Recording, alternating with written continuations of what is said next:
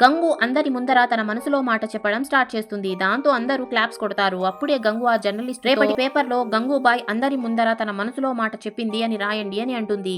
మరుసటి రోజు గంగూని కలవడానికి ఒక మంత్రి వచ్చి మీ స్పీచ్ ని విన్నా, మీరు చాలా బాగా మాట్లాడారు అని పొగుడుతాడు. అప్పుడే మంత్రి గంగూతో ఎలక్షన్స్ రాబోతున్నాయి, మీరు మాకు కొంచెం హెల్ప్ చేస్తే బాగుంటుంది అని అంటే దానికి గంగు మీరు ఇక్కడున్న మహిళల కోసం ఏం చేశారు అని అడుగుతుంది. దానికి మంత్రి ఇక్కడున్న ప్రాబ్లమ్స్ గురించి నేను సుప్రీంకోర్టులో కేసు వేశాను, ఆ కేసు ఇంకా నడుస్తూనే ఉంది, కేవలం మీ ప్రాబ్లం ని ప్రధానమంత్రి మాత్రమే తీర్చగలరు అని అంటే దానికి గంగు అయితే ప్రధానమంత్రితో నాకు మీటింగ్ ఏర్పాటు చేయండి అని అంటుంది. దానికి మంత్రి మీరు నన్ను ఎలక్షన్ లో గెలిపిస్తే నేను మిమ్మల్ని ప్రధానమంత్రితో కల్పిస్తాను అని చెప్పేసి వెళ్తాడు. ఫైనలీ ప్రధానమంత్రిని గంగు కలిసే రోజు వచ్చేస్తుంది. దాంతో గంగు ప్రధానమంత్రిని కలవడానికి వెళ్తుంది.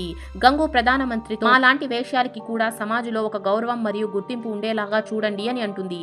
ప్రధానమంత్రి గంగు మాటలకి ఇంప్రెస్ అయిపోయి ఆమెకి గులాబీ పువ్వుని ఇస్తాడు. ఆ తర్వాత గంగు తిరిగి కమాటీపురాకి రాగానే ఆమె అక్కడి హీరోయిన్ అయిపోతుంది. అందరూ ఆమెని పువ్వులు వేసి మరీ వెల్కమ్ చెప్తారు. ఈ విధంగా ఈ మూవీ ఎండ్ అయిపోతుంది. వీడియో నచ్చినట్లయితే లైక్ చేసి ఛానల్ ని సబ్స్క్రైబ్ చేసుకోండి.